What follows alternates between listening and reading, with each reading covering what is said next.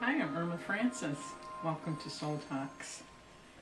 I'm joined today by Chris Moses, and I'm just going to read a little bit of introduction. Chris Moses of Featherheart Holistic Paths. Yes. What a beautiful name that is. Chris provides counseling and guidance for personal and spiritual growth. Her programs offer and teach techniques and skills for discovering your voice, inner resources, self-healing, and connection to your heart and spirit. So I thought it might be nice, before we get into our dialogue, would you like to do a little meditation? Sure. So I generally open my women's circles with a little bit of mindfulness and calming down so that we can come into centering into this space of where we want to be with each other. Okay, so let's just take a deep cleansing breath. And letting go of all the mind chatter that I have right now. And from you coming here and the daily concerns of the day, we just let go of those, dropping our shoulders and breathing out.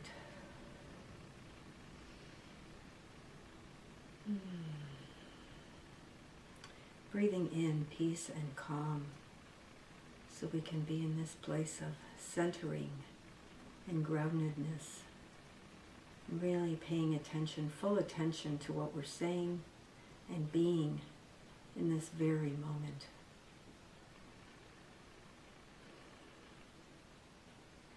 We ask that Spirit join us.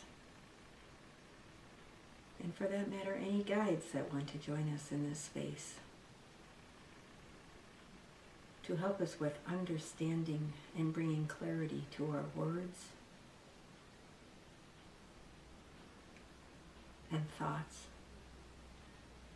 in this beautiful place of creating a sacred space for the audience as well as ourselves.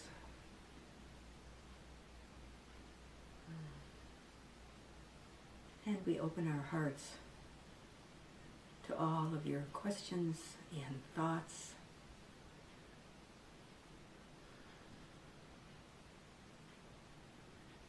So that we know we are being helpers in the world,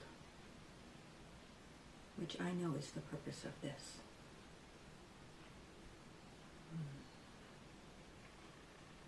Aho.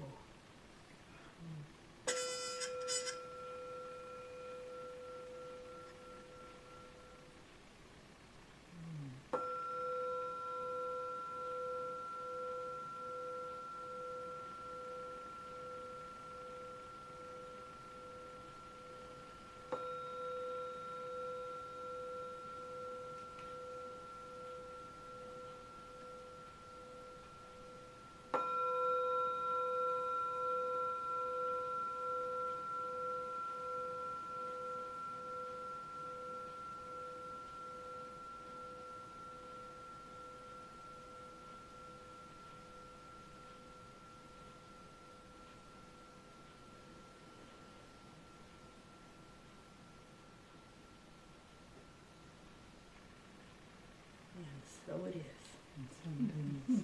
Thank you, Chris. That was beautiful. Thank you. So I just printed out from your website all the different things that you offer. Oh my gosh, what a gift to the world. There was something in here, though, that I thought would be, and I hope I have it here, would be a nice way, yes, right here. It's something you have on your website by Sandra Ingerman. And after I read this, maybe you could talk about who Sandra is and, Okay. and how you're connected with her. Yes. I love this. Some people who engage in spiritual practices believe they will be protected from the challenges of life. But life brings us situations to help us grow and evolve. Spiritual practices give us the tools to deal with what life brings us. I love that too. Yeah. Yeah, that is so beautiful.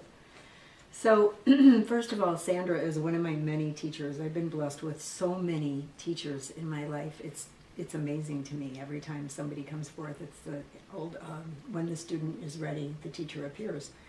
And I have taken, read all of her books on shamanism and shamanic journeying and soul retrieval, and have taken 3 years of online virtual classes with her through the Shift Network, and learned so much, even virtually. And then also went on in person to California to take a soul retrieval training with her, which you will not do virtually. You can't do that virtually. So that I could do soul retrievals for my clients, as well as shamanic journeying and other shamanic practices. So she's a teacher that has been around for, well, right out of college. I think she's my age, and right out of college she started learning and practicing and teaching shamanism, so way longer than me, and has so much life experience in addition to being so wise. And I love that quote because it is so true that people come forth and read the books and do some practices, are fine, meditation and whatever you do every morning, but then think that their life is going to be perfect. And it's that whole thing of creating, your reality from your thoughts, and that's true. The whole secret thing is true, and the indigenous people have been believing that and practicing that for literally thousands and hundreds of thousands of years. But it's more than that. It's deeper than that. We still need to do our inner work. We just can't say we want to manifest this, have it come our way, and have everything be perfect. We still need to work on our human struggles and challenges that we have, right? And in order to be, as I like to say, not to change yourself, not to be somebody different, but be the best version of who you already are. Be the best version of who you are. Yeah. Because we're human and divine. Yes. And so, you mentioning the soul retrieval, there's so many different ways that people talk about spirituality and wholeness and what that is, but it's always seemed to me that ideally we want to get here fully, all of us, that we want our soul to become embodied, so that we're having this life experience from the level of soul, Yes. rather than ego kind of leading the way. So maybe you could talk a little bit about soul retrieval and what that is. And Yeah. Well, I do believe that, as you said, we do come into our lives fully present in our soul, in our whole soul, in our wholeness of our soul, who we are. to begin with, Look at an innocent little baby, right? And then we take on, of course, the the dynamics of your family that you're born into, the cultural beliefs, the traditions of, whatever that looks like in your part of the world, and then your society's beliefs, and then school and your teachers, and it's just constant barrage that may be against the grain of who your soul really is. And then in addition to that, we can add in, or you may add in, trauma that you've experienced, and that's where the soul retrieval comes in. Anybody that has experienced trauma as a child, and that takes many forms, because again, we don't judge whose trauma is worse than whose. It could be a car accident, it could be a loss of a parent, which I had with my father passing when I was a child. It could be horrible things like sexual abuse, but it could also be as minute as people saying dismissive things to you as a child. And that, I shouldn't use the word minute, because it's a big thing to your soul to hear that dismissiveness in somebody's voice, parental figure or authority figure. So all of those things are traumatic, are considered traumatic. And it's not just in our minds, but it sets then, the energy sets in our bodies of, I'm not worthy, I'm not good enough, this person told me that, and it stays with you. So what a soul retrieval does, the process of it, is a beautiful ceremony that calls back that initial part of you that you lost at the point of the trauma. So it's not calling back the traumatic piece, as Sandra so plainly explains. You don't want to call back the moment of impact, for example, of the car accident. Because it would be re-traumatizing. That's right. You don't want that back in there. But what was that disconnect that happened, that separation that happened of your psyche leaving to protect yourself? Because that's what it does. It leaves your body to protect itself in the case of that example, like a car accident. And we want to bring that back, that piece of wisdom that left. And there's so many examples of that, but basically what the practitioner is doing is bringing that back into your heart, into your body, that beauty, that little wisdom, that little girl who left to protect you and needs to be put back there and kept in a safe place. So it's really beautiful. Yeah. And like you said, it can be anything, probably multiple things throughout our life, that can be something that's an extreme trauma, or trauma is trauma, so there is no less or more. But something simple, yes, a simple example, yeah. But it would seem to me, since we are born whole and beautiful and pure, that it would seem to me that anything less than unconditional love would be traumatizing to the soul. Well, yes, yeah.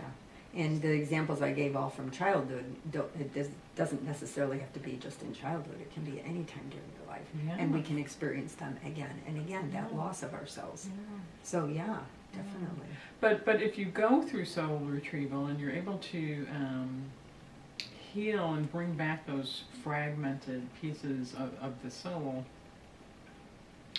then it would seem to me that that would bring a kind of, especially if you are already a mature person, what that could do for you is put you in this place of empowerment, so that when things of unconditional love do cross your path, you're like, yeah, I don't resonate with that. Keep going. Absolutely. So you're not a match for that anymore. Exactly, because you've aligned yourself differently now. Yeah. And that's a good point. Another thing about soul retrieval is it doesn't just end there. Unfortunately, you and I know healing is never done. It's a constant process. But after the soul retrieval, there are exercises and experiences that I encourage people to do for themselves, to do exactly what you're talking about, to align themselves with now those new thoughts and beliefs about ourselves, and to say, no, I'm done with that. Yeah. Because if that wasn't the case, then all that inner work, all that healing that we do, if we're aware enough to do it, if we couldn't get to a place where,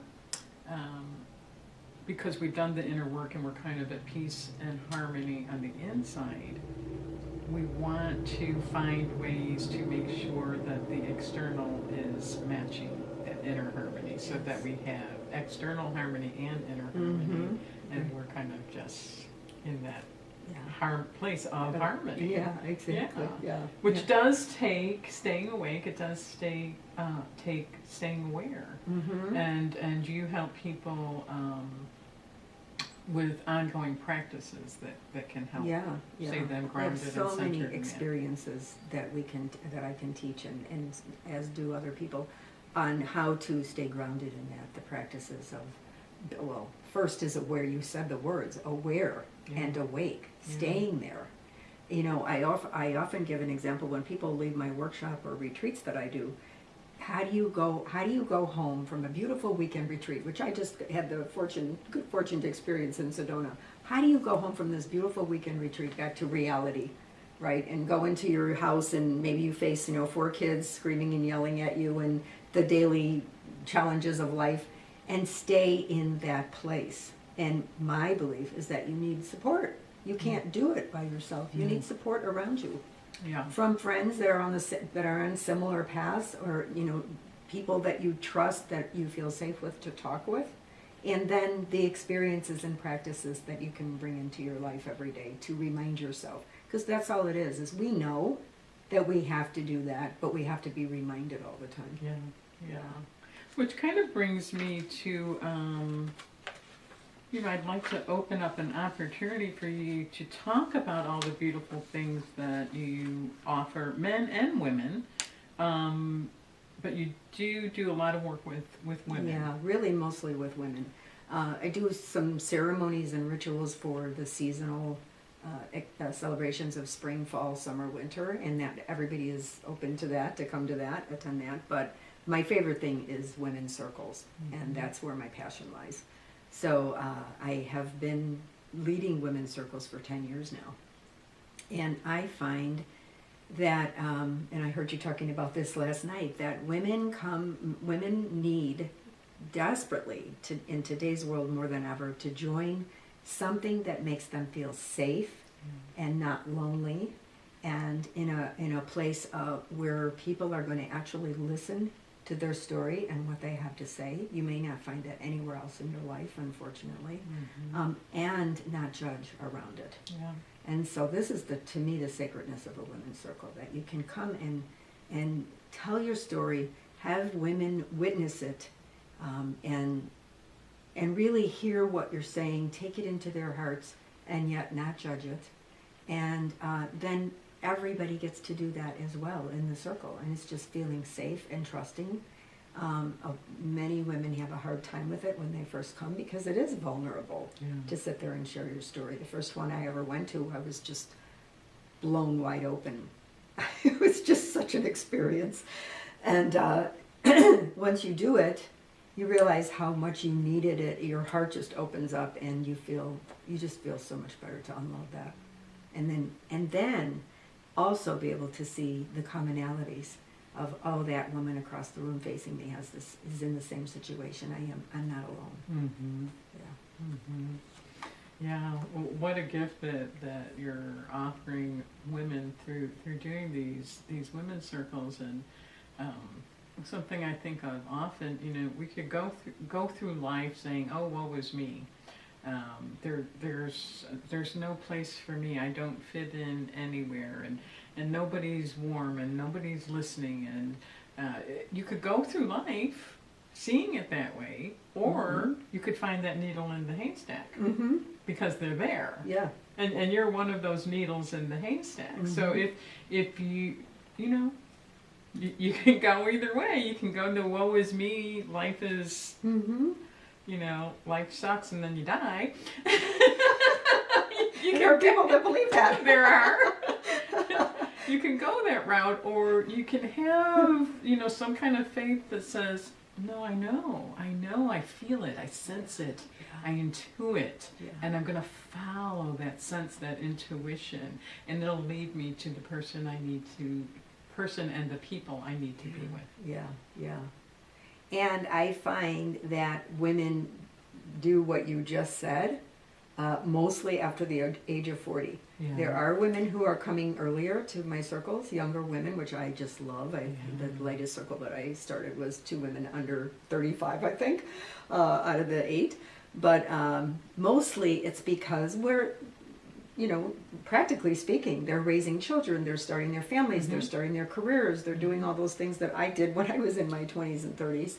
And you don't have time to think about your next step or going deeper, or, unless you've had some trauma in your life and maybe you're in therapy or something, but to do more extraneous, work outside of the box and that have the time commitment for that is a big challenge for a lot of people. And so I find that most of the women that come forth are at least 40, if not in their 50s, and that is the time of awakening.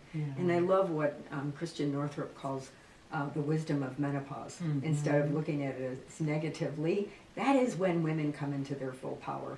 Absolutely. And that's why they show up here. I mean, that's so true. I think my first show that I did on the radio was kind of a question. Are we having a midlife crisis, or are going through the transformation into what I call soulhood? Yes. Yes, I love that word. And I think because we're living longer, healthier lives, it's giving us more of an opportunity to spend a percentage of our life living in that place of soulhood. And, ideally, And maybe this is changing because we're willing to step out into that light and kind of expose our wisdom and share that with others, even though the attraction may be for people kind of 40 and over. Just that exposure and allowing yourself to be out there, being your authentic self, I think it does trickle down, even though you may not be getting younger women in your circles or whatever. It's still trickling down. It's still being kind of put out into the universe. And I think over time, at least my hope and faith is that we can start to live in that soulhood a whole lot earlier. Yes, absolutely. You know? And I tell women that come to my circle that they are making a difference to everyone in their life. Yeah. Their children, their husband, their friends. Even if those people aren't doing the work, the fact that they're here and experiencing what they are, it does ripple out and affect everybody else to become the better version of who you are. Why wouldn't it? Yeah. And it's such it can be a difficult balance, I think, especially in our society where we kind of value materialism. Yeah. That seems to be the highest value that we hold, and a bit of narcissism to go with that. Yeah, definitely.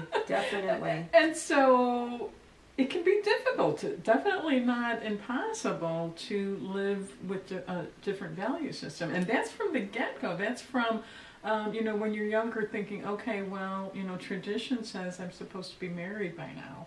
Tradition says I'm supposed to have 1 or 2 children by now. I'm supposed to have a house, and I'm supposed to have this and that, and I'm supposed to be following this path that is traditional according to our society values.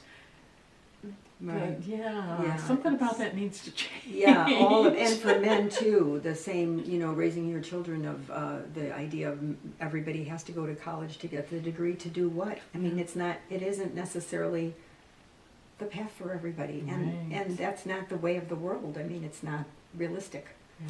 So it works for the colleges and to keep the colleges going. Yeah, right, exactly. School loans and But it isn't for everybody, and everybody has to follow their own path. And it's just really important for people to wake up to that. And I think that, speaking of younger people, the millennials are definitely waking up to that. They're being more independent, more artistic, more activism, and less of following the same way of us. I call myself an old hippie. That's why I call myself an old hippie too. Yeah, that's true, and I see that in my 3 sons. Yeah, my youngest son is 28, and he's not married yet, and he did the whole college thing and got his degree, and he works in a library and loves it. He loves it, and I don't know. I asked him the other day, I'm like, so what is it that you want to do? And he said, right now, this is it. I'm good. Yeah, I'm good right now. Yeah, and that's the other thing that they're following, and not following the absolute path to success as we see it. Yeah. It's a whole different thing now. And we've proven it's not working. It is not working. So more power to them to follow their own path and be awake earlier, be awake and aware earlier than we were. Yeah, and at our age, we have our grandchildren that we can influence. Yeah, that's right. Yeah. Okay, so you do the women's circles. You also do private counseling, which focuses on experiential work that integrates the body, mind, and spirit. Would you like to talk a little bit about that? Yeah. So I do counseling in the sense that when you come and see me for a particular modality, I offer energy work through Reiki, and then also through shamanic techniques and sound healing. So I kind of combined all 3 into my practice because they all spoke to me. You just have to follow what is meaningful to you, and they've all been meaningful to me, and they've all helped me to transform.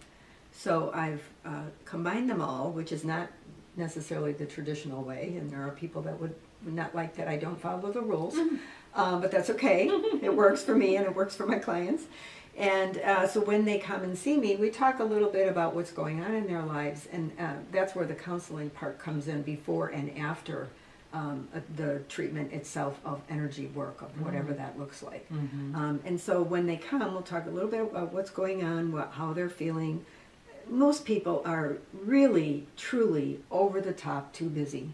That is the main reason that people come to see me. There are underlying reasons, but the reason is always I'm exhausted and I'm overworked and I'm too busy and I've got too many things on my calendar. And we all do it. It's just a crazy world we live in, isn't it? We all do it. And so then the session becomes about just calming them down and being able to receive the energy that transforms that clears your body and that balances your chakra system. Because if you're not calm, you can't even receive it. And then afterwards we talk about, and it's usually about a half an hour of the actual energy work or sound healing, and then afterwards we talk about ways that they can incorporate this into their life, or certainly come back and see me, because it does not transform with only one time. I mean, personally, I get energy work pretty regularly too, if not that, a massage, which is not to be dismissed as something, that is spoiling you. Yeah. It truly makes a difference in your body. It really does. So I think everybody should get this work on an ongoing basis, like we do our hair or nails or whatever. So I encourage them to come back to me, if not somebody else, to constantly. We always are taking on this energy of what we've been talking about in our society. We're always taking it on. And we're always having challenges in life, whether it be in relationships or jobs or whatever. And it needs to be cleared on a regular basis. It needs to be cleared. So, but I can give them certain experiences and mindfulness things and meditation, types of things that you could practice on a daily basis to take with them. Yeah. Definitely. Yeah, I really like that you include all the sound therapy. Therapy, and what else did you mention? Well, it's 3. It's Reiki. I'm a Reiki master, and then also shamanic techniques, which are different healing techniques than Reiki, but really all come from, they're all moving the energy in the body. Yeah. They're all moving the energy and helping you to release whatever blocks you're holding on. And how, as well as the instruments, they Yeah. are too. Yeah. And what a gift, because again, in our society it seems like we're so hung up on this traditional cognitive talk therapy. And I'm not dismissing it or judging it in any way, but it I don't want to live my life kind of stuck in my head. Right. Exactly. Yeah. Have all of you in the process of healing. Yeah, that's Yeah. very true, and I certainly would not dismiss that either. And I've been through therapy and loved my therapist, and in fact she's the one who started me in my very first women's circle, and so I have nothing but gratitude for her. Yeah, but we yeah. need it both. We need the complementary medicine, as I call it, is an adjunct to traditional therapy. Yeah. Or if you're on some kind of medication and you need it, that's great. But this is an adjunct to, it's complementary. It has to be a part of it. And that you mentioned that people are coming to you, and their main thing that gets them there is that they're kind of overwhelmed with the busyness in their lives. And I think about that, and it's like, I don't know, that seems to be connected to the thread that I see leading to that busyness and that overwhelm, is this idea that unless we do all the expected things, we aren't worthy. Absolutely. And to have the comfort of a nice home and security and all that. It's wonderful, but do we need as much as we need? Yeah. And why are we so driven for more? To me, that stems to, and the thread leads to, I'm not worthy. Yeah. I need to prove my worthiness. Yeah, I completely agree. And at the same time as that, I think in our American society is the idea of collecting material possessions and staying busy so that we don't even have to think about that. Yeah, we don't even have to think about those, what you're talking about. I don't want to go there to those emotions. Yeah. Yeah. Which a lot of people don't. And then stay here. We stay Yeah. here. Yeah, Yeah. don't willingly go there. My youngest son said something to me once. We were talking about our society and consumerism and kind of the disconnection and shallowness that seems to be in the forefront. And he so sweetly and innocently said, well, Mom, people aren't going to change. Oh. And I'm like, so why do you think that is, Matthew? And he said, they're too comfortable. Why would they? But I would question that. I would question that they're too comfortable. Because I see it. When you go to the grocery store, you walk down the street and you see people's faces. I don't see that they're too comfortable. Yeah, I think I see beyond that of that lack of. They may have a beautiful house, they may have everything they need on the surface, but there's something lacking in their lives, and you can see it in their eyes. Yeah, kind of a zone, a lack of awareness. Yeah. I think it's. You've heard the term shell shocked. I think a lot of people are soul shocked. That's great. Soul shocked. It's true. Because that is that look of like shock. Like, oh my God. Yeah. Like, I'm in this life, but oh my God. It's like, well, what do I do with this? How do I function in this? So it's a lot of people and disassociate. Then when you're in that mode of it, is this all there is? I hear that from a lot of people. Is this all there is?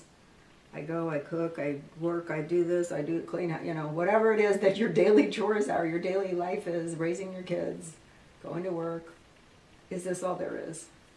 And you and I know there's so much more. There is. Yeah. But I think that's really sad Yeah. to me, very sad to me. Yeah. I think what my son meant by people are too comfortable is there's too much available to people to keep them. He's calling it being comfortable. I would call it to keep people distracted from the truth of themselves. Oh yeah, well that's a beautiful way to put it. Yes, the distractions. Yes. Yeah, and the truth of yourself is scary to a lot of people. It's scary. Yeah. Oh gosh, you are such a rich woman, and what you offer people is so rich and deep and beautiful. Something we talked about a little bit before I turned the camera on, I said I wanted to mention it because I think it's so important, and it's so connected to what you do. So how would you express the fact, I don't know if I like that word fact, but how would you express that somewhere in the history of our world, people disconnected from what seems to be the truth to me, that we are nature, we are the same as nature. Where and how did that disconnect happen, and how can we get back to making that connection that we are the same as nature? I mean, nature is, to me, one of the things in life that I can turn to where I know there's unconditional love. There's no judgment there. Yeah. There's truth and beauty, and I can connect to my soul when I am in nature. And when I'm in a large city with a lot of activity, it's harder to connect. So I'm kind of getting off track. But my question is, where and how did we disconnect that we are nature also. Two, we are nature doesn't have to question, am I in the oneness? It just is in the oneness. It just is, right, yeah. So where did that happen, and how did that happen? I think, well, it's a big story. But I think that's a big story, and many books have been written on it. But my opinion is that it's been happening for at least a few thousand years over time, and not to lay blame, but we have shifted, and hopefully we're shifting back. But we have shifted from as some people call it, the divine feminine, the feminine nature of ourselves, which is creation and the earth. Mother Earth is feminine. The grandmother moon, as the indigenous call it, is nature, part of us, part of our cosmology. And over time, I believe that it's the institutionalized religions and the patriarchal energy that's come in over the last few thousand years that have taken over this feminine divine energy that we had present. And you can read history books, it's all over the place, and many books have been written about how to return to the divine feminine by women authors today. And the witches is a perfect example, and there's been things happening in all churches. It's not to blame any one church, but it's the institutionalization of the dogmas and the hierarchical beliefs, the process of it going this way from top down to who's dispensing the services on Sunday, has all been patriarchal and hierarchical, and that is not the nature of nature or Mother Earth, right? It's all about oneness and wholeness. And so we know that this is where we come from. We come from the divine. We come from the source of creativity, all creation. I personally don't believe in a deity, although I grew up Catholic for 12 years of Catholic school, and that's what they told me. But I no longer believe in a deity. I believe in an energy of creation. And I use the word creator or great spirit to represent that. But it's not a one deity person. And so I think that it's just happened over time, and it's just part of the shift. And we can now fight that. And I think we are. And I think that lots and lots of teachers have come forth. Literally thousands of teachers have come forth to teach about that and how to return to this. And I think that is part of the shift that we're going through right now. Right now, And one of the ways that I teach is to be in nature and to connect to nature on an ongoing basis, to walk in the woods, and not necessarily, although sometimes I do it for exercise, but not necessarily for exercise, but to really talk to the tree, to receive the energy from the earth as you're walking, and connect to all the sources that we have out there. Because if you really believe that we're all related, in shamanism, everything has energy. Everything is connected through energy, whether it be a rock or a tree or the moon or the earth or a flower or you and me and every other human in the world and every animal in the world. We are all the same, and we all came from the same source. So if you believe that that's true, then you can receive energy and you can talk to any of it. Well, there's a relationship with everything. Everything you can develop a relationship with, and this is what I teach in journeying. Why not get an answer from the bear instead of this masculine deity? And then in most religions you can't even talk to the divine deity directly. You need an in-between person. It didn't ever work for me. It never worked for me. But so I do a lot of teachings around holding ceremony for the seasonal changes is really important to me, because that is where we are. This is what we live in. We're sitting here watching snow come down on March 1st. But in 21 days, it'll be spring, and we need to celebrate that fact and understand the symbolism of the growth of Mother Earth waking up as we wake up, and how we can absorb all that teachings. And you were saying, she is beauty, she is reciprocity, she is harmony, she is all those things. And we just need to bring that into our hearts and live as, we are one. And even on a practical level, the environmental thing is finally waking up. A little bit late, but I think I have faith that we'll get there and take care of the earth. Yeah. Yeah. Thank you for sharing it. That's beautiful. I was thinking as you were sharing that, and you can't tell from my blonde hair and blue eyes, but I do have Cherokee in Oh, my, okay. Yeah, my great grandmother was full-blooded Cherokee, and even though I look this way and I was raised in the white man's world, in my heart and soul and spirit is that Cherokee, and I've always just had that naturally with me, and I think in a big way that's been a saving grace for me. Because somehow I intuitively, maybe my ancestors have been kind of guides for me. I just knew to follow kind of the red road in a way. Yes, it is in your blood. Yeah, absolutely. yeah. But it's interesting you should bring that up, because I taught a workshop on shamanism last Sunday, and several of the women in the class said they felt ties to native blood, even if it wasn't in the direct blood, that it was in their ancestral lineage, and I said, why not? I say, why not? We're on this continent, and they were here first.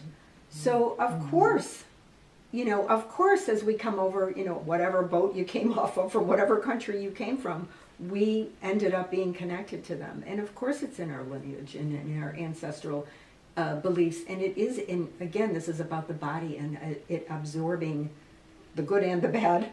And it's in there. It's in us cellularly. So of course you are connected to it. And I believe I am too, although I don't have a great-grandmother that's a Cherokee directly. But my husband does. So see, it's everywhere. Cherokee? Yeah, it's great. I think it's 3 grades. Yeah.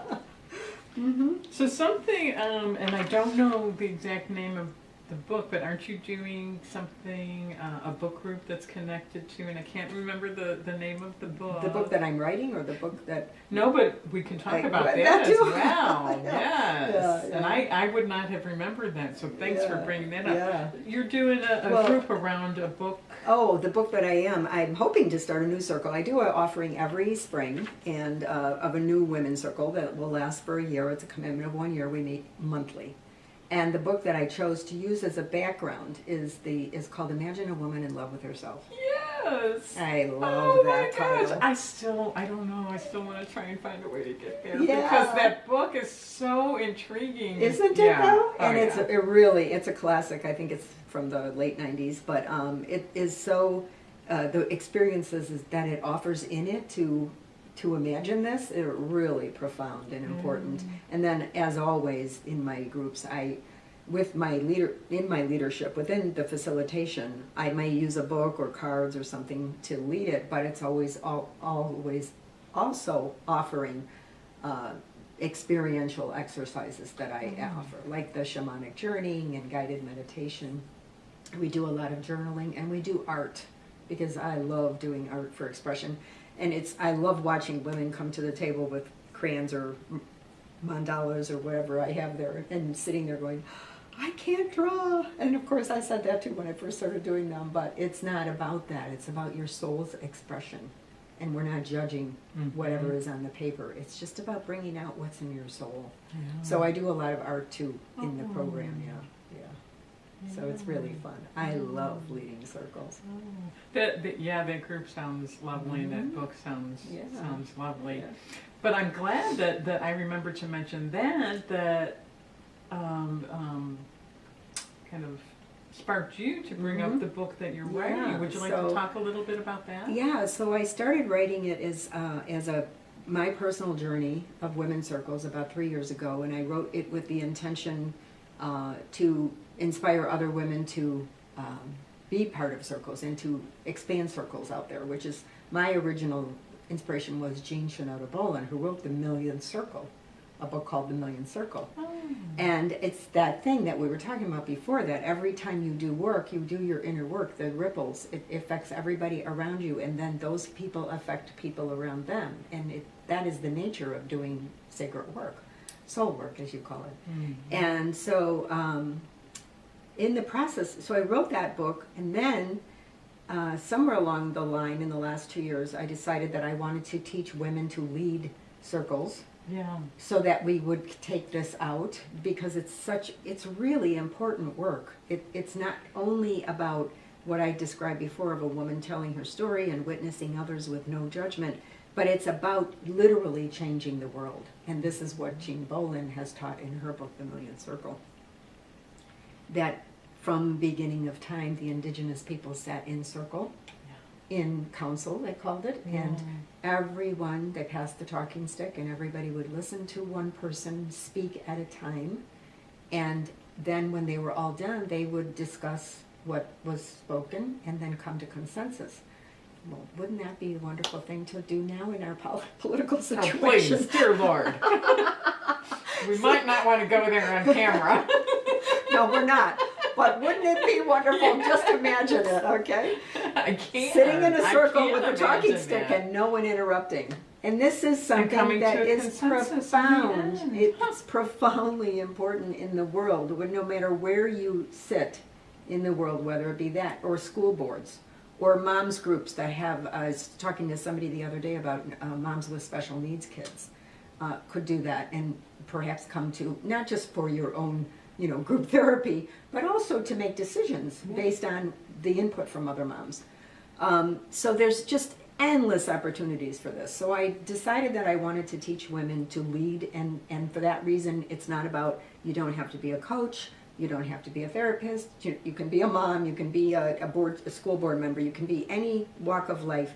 You just need to feel like, oh, I'm a good listener. Mm-hmm. I have a potential, and this might be scary to some people, that leadership word. Mm-hmm. But I have the potential to do that. Mm-hmm. I could lead this. I could facilitate this. Yeah, and really it's a facilitation, because when we sit in a circle like that, it creates equality. Exactly. And so that person that is facilitating, they're kind of just keeping the energy, flowing within that circle. So they're kind of like an energy worker. They are. Yeah. And the most important thing is that holding that energy of the guidelines, so that there is a sacredness and a trust in the group. Mm-hmm. So I started doing that. I've trained, I think 20 women. I've done 2 trainings of passing it on, and there are 4 women who are now leading their own circles. In Illinois? In Illinois. Oh. A couple therapists and a coach is starting hers now. And that's been over the last 2 years. So then I took that manual that I had created for the training and made it a part of my book, and that's been my process for the last year, is to get the 2 combined with a wonderful woman who's helping me edit the contents. So the facilitator, teaching women how to facilitate circles, is that's a manual that you already have? That I already have, okay. And in fact I have a training day planned on April 9th, and it's almost full of women coming to learn how to lead a circle. So now I'm finally getting to the end of the book that I'm writing and combining the 2 things. And so the book that you're writing to combine with your manual is what? Okay, so I just named it.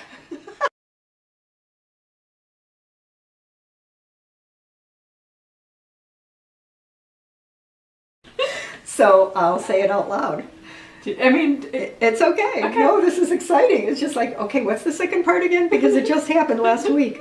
So I'm not used to saying it yet. It's The Wisdom of Circles, Gathering Women for Conscious Community. Mm-hmm. Isn't it beautiful? It is beautiful. Oh my gosh. Yeah. And so needed. Yes. Yeah. I'm excited. I am really excited. I can't wait to get it out there. And every step of the way, I have to say, has just been led. I last summer said I have to finish writing this. I have to get this out there. I know nothing. I keep saying I'm not a writer, but obviously I am. But I write from my heart. I keep saying I know nothing about the publishing world, and each time I say that and ask the universe for help, something has stepped in front of me. Someone has stepped in front of me and said, I'll help you do that. I know how to do that. I'll offer you my house to write. My husband's retired, so I have to go write at somebody else's house to be alone. That's wonderful. Yeah. And I have this woman who offered to edit, and then she knows somebody in the publishing world that we talked to yesterday for an hour. So it's just been really such a gift of creation from everybody. It'll be a long acknowledgement portion of the book. And isn't that, not to put down men, I'm Not not at putting all. you down, men. Yeah, Love not at men. all. No.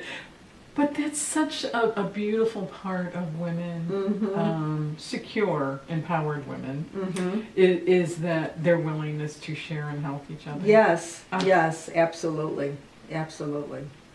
Yeah, it is wonderful. Even your being here is you're one of them. Yeah, yeah. And that's, I think that's how we've connected and why we're here together, because we have that same kind of vibration a similar vibration that we're putting out in the world. Yeah. So. Yeah. Is there anything else? I know I would like to, if you're comfortable, sharing your website and whatever information you're comfortable, Sure. to be on this video, so people know how to contact you. Yeah. So yeah, I'm. The only thing I would say beyond that is I'm available for workshops.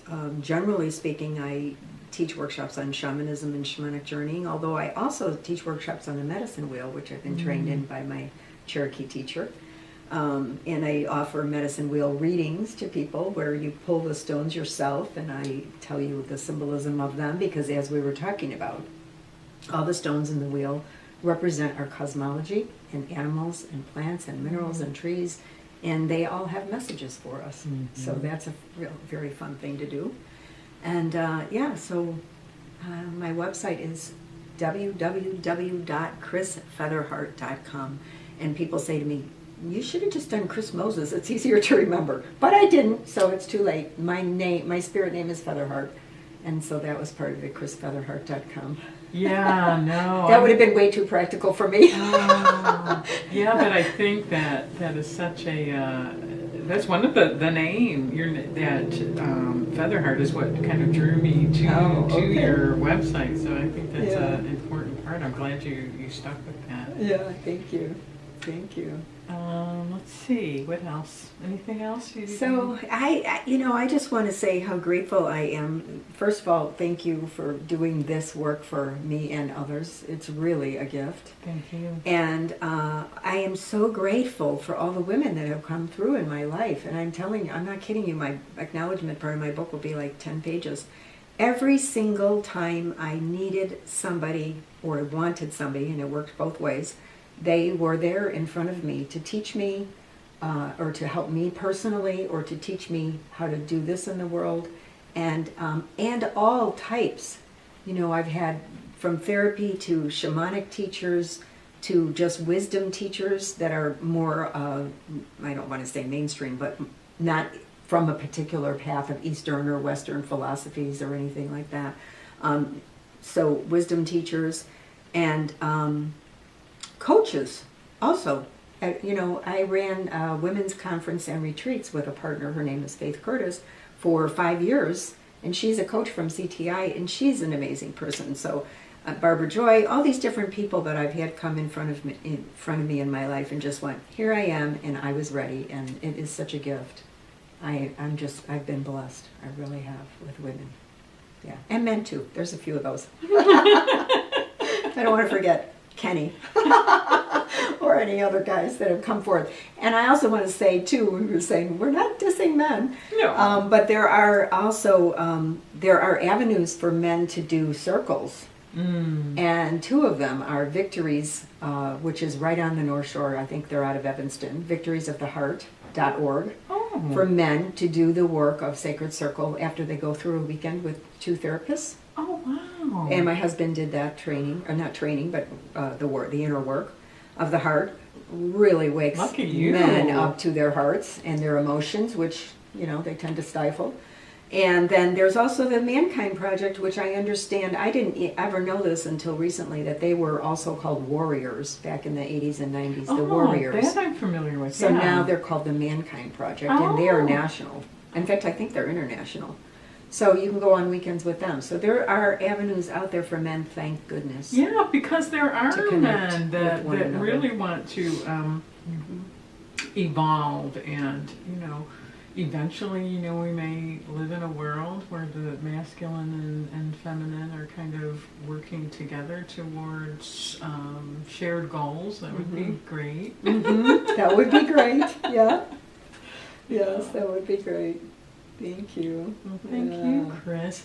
So you gave your website, and I really appreciate you doing this today. Oh, It's thank been you. I appreciate it. Yeah. wonderful. Yeah. And I was wondering if we could kind of close the same way we opened up, because that's such a gift that you share too, is to bring that sacred energy and presence. And I Yeah. think it comes through even on camera. So would you be okay with that? Sure, All yeah. right. All right. So, let's just, thank you. Let's just come from a place of gratitude and take a breath and let go of all that. Well, it wasn't chatter, it was wonderful wisdom, right? It was. But let go of the talking and the thinking and the analyzing. We tend to do that so much, too much. And just breathe, and always remember that when you're in a place of that chatter and mind busyness, to breathe deeply and exhale into your heart, being aware of every part of your body. Your body has such wisdom if you just pay attention to it. Being aware of all the tightness and tension that it holds. And breathing in and letting go. Noticing where is the let go.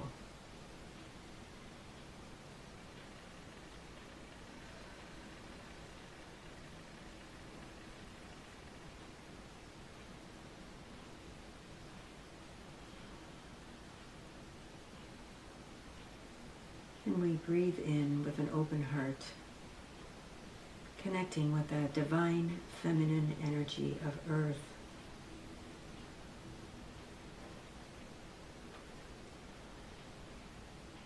Grounding our feet in her and with her.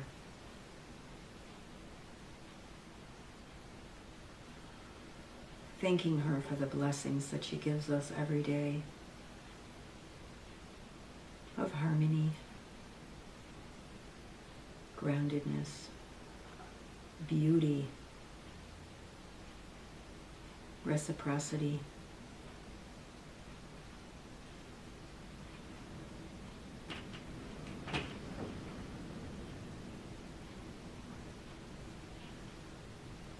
We thank each and every source, spirit, guide that we connect with, and they have been present for this conversation. We thank each of them for coming forth and helping us to focus our minds on what matters, what's important.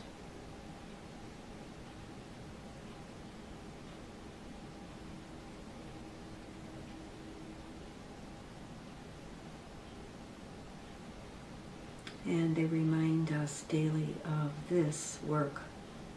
This work is so sacred and so important. And this is what matters.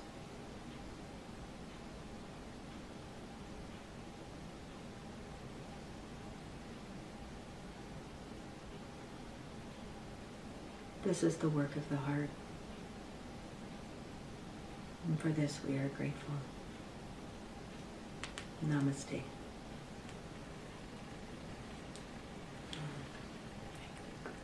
Thank you.